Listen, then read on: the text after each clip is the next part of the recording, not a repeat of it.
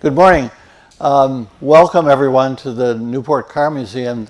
For those of you who have seen the sign as you walk in, this museum is my wife's and my creation. We're the founders of the Newport Car Museum, and we really appreciate you coming on such a nice day inside to take a look at the museum and hopefully come and hear about 15 minutes from me. This is a very special place for me. It was originally a pop-up museum that we created when this was really event space for the museum, and instead of having people party and dance on this floor, we now party and dance around Porsches. It's been a wonderful transition, I think, and basically caused one of the few very good results of COVID is that we've been able to do something like this and present these lovely cars and this wonderful marquee to the public.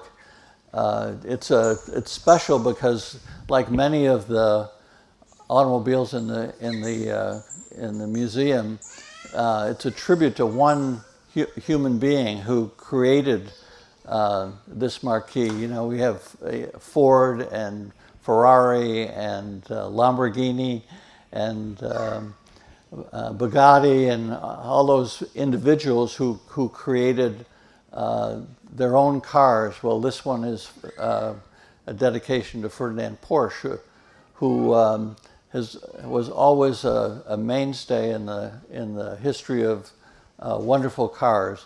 I think in 1901 he created a hybrid and won a hill climb race in a hybrid, and just right after the turn of the century.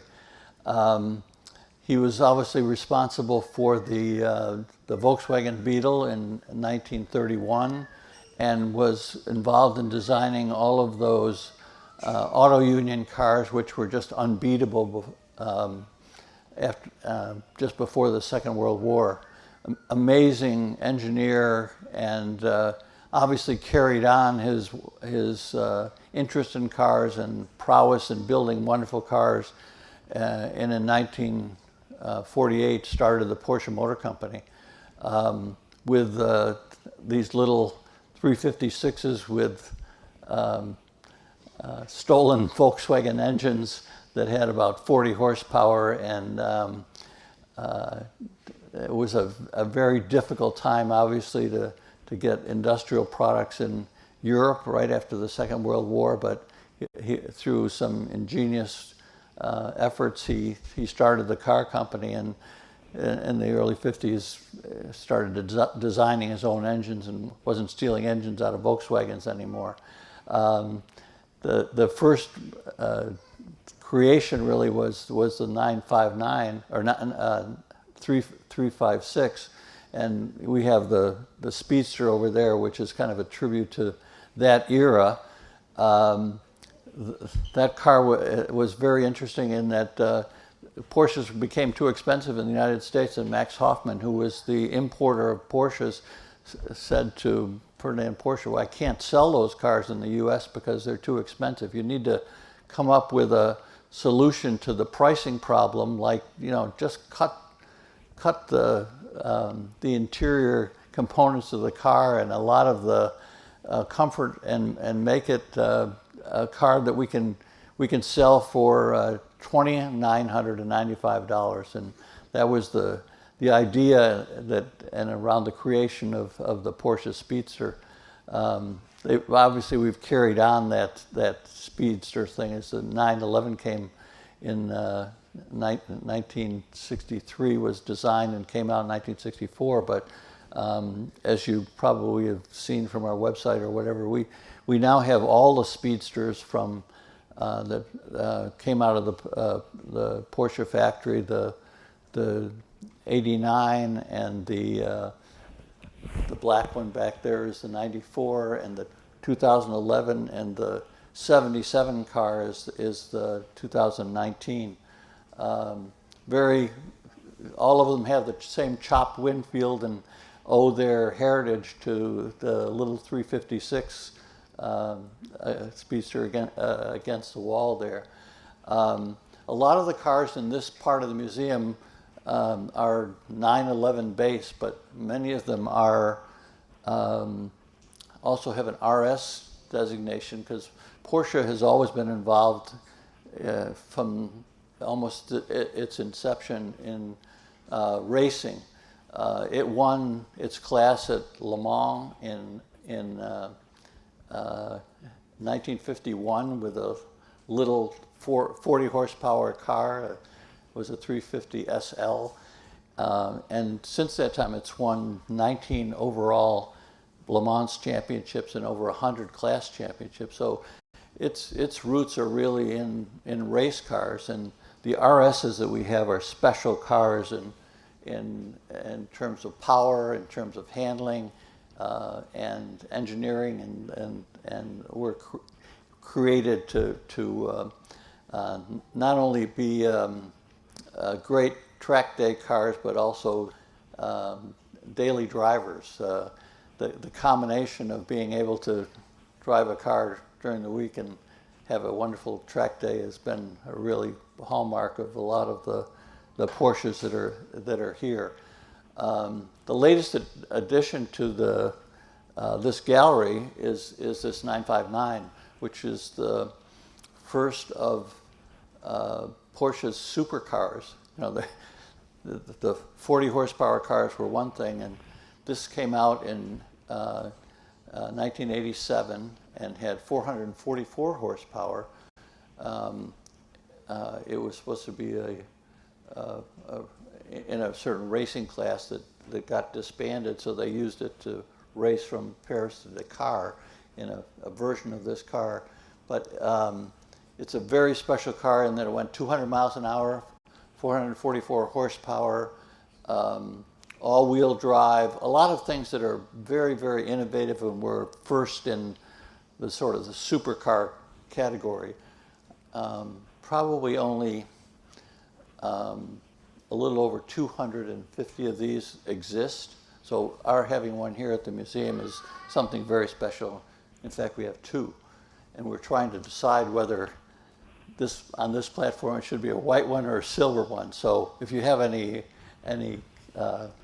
ideas what might look better, please let us know. But we really enjoy displaying cars that kids have on their video games. After this real supercar, the next one was a Carrera GT, which is the one that's when you first come in. It's a 10-cylinder Porsche that was very, very special in its day, and in addition to the 930 turbo, 79 930 turbo, got the reputation of being called the Widowmaker because it was so scary to drive and didn't have traction control and all the things that modern cars have. And it was the car that Paul Wagner decided to leave us on. And we don't know if it was the car or the tires or whatever, but that was the car. And then not the final version of the supercar, because there are lots of supercars, is the 918 that's over in the corner over there, which is a hybrid, and one of the trifecta cars. The LaFerrari was a hybrid car, and the P1, which we have in the circle out there, was a McLaren version of the hybrid supercar, and this was the Porsche version. And I've seen a lot of YouTube videos of them compared with each other and which one is the best, etc. But I think they're all just really, really, fabulous automobiles.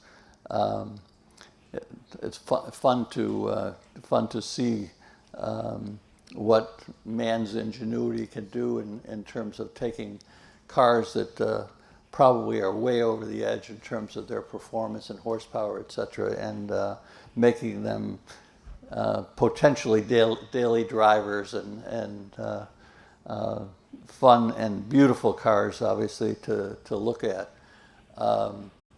I've had a lot of 911s over the years, and when the green Targa came up for sale, we all like to think back of when we were kids and what cars we really loved, and the green Targa I had a green Targa of that vintage, and it continues to sort of make me smile that I could find one again. In any event, this is a very special place, like a field of dreams for me, and because I've always been a real enthusiast about Porsches. Well, I've been an enthusiast about a lot of stuff as you go around the museum, but today I drove a Porsche here, so I guess it was appropriate for this little talk. I hope you enjoy the museum. It's been a real pleasure to put this thing together.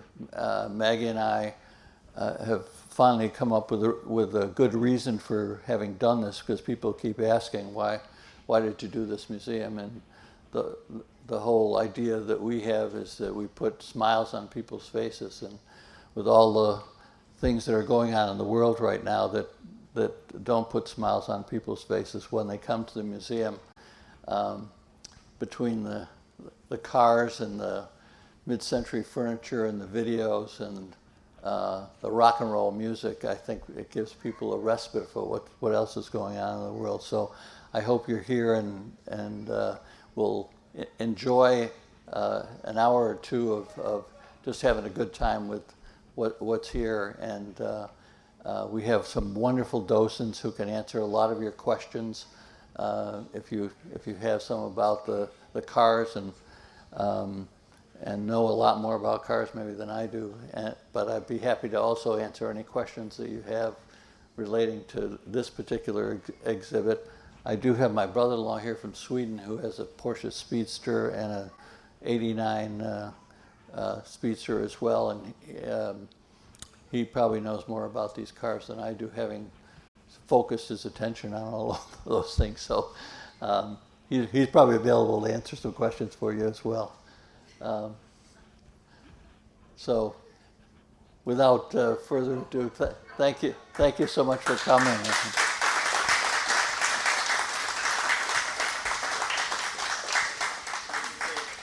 Excuse me? Out of the whole museum, what's your favorite car? I have 3 kids. I can't answer that question without getting in trouble. There's some special cars. The 427 SC Cobra is a really special car, and it's owned by Rob Walton, and it was restored by a friend of mine at Legendary Motors in Canada, and it is a spectacular car. I haven't driven it very much, but I have driven the Kirkham Cobra it looks exactly like it, the one that's not in paint, the silver one, and it, instead of a 427 side oiler, it really has a Keithcraft 661 horsepower aluminum block engine. Now, you couldn't tell the difference between the side oiler and that one. Well, I was going to say, so you asked which one is his favorite car. So we didn't have as many cars in the beginning, but ever so often, like This is my wife Maggie, by the way. 50 times, they're like, oh, Maggie, this is a car I've always dreamt of. I have to have that one. And one time I thought, like, I was a teenager, I want to have it. I said, you weren't really a teenager in 1992, so you're lying. But every car here is the one he's always dreamt of. That's how he got it to the dinner table, and that's when I have to say, okay, let's do that then. So your answer, which one is your favorite car? Everyone. Yeah. Well, Maggie's really responsible for this museum. We came to Newport to sail and race sailboats, and at one time we were doing too much of that. We had a couple of boats that we were racing at the same time, and I woke up one morning and said, Maggie, we're not driving these cars. We had about 20% of these cars. I think we should sell them because we're not using them. Or how about we do a car museum? She goes, yeah, let's do a car museum. So this is not my fault, it's hers. Yeah, yeah. Any other questions? Anybody have anything else? Well, thank you. Thank you for coming. We appreciate it. Enjoy the museum.